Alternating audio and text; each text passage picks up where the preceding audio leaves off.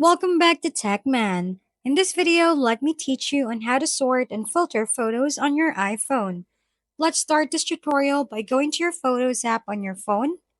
Next, go to an album.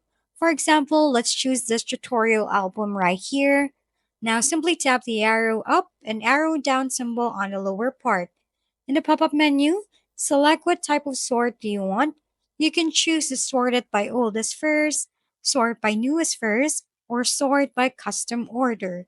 For now, let's just sort by newest first. Let's move with the filter option. In here, you can choose to filter it by favorite, photos only, edited, videos, or screenshots. Simply select what you prefer, and that's it. By using this, you can quickly find the photo you're looking for, and also, it will make your album more organized. If we've been helpful, kindly give us a thumbs up, and don't forget to hit the subscribe and bell button for more contents. For any questions and suggestions, comment down below.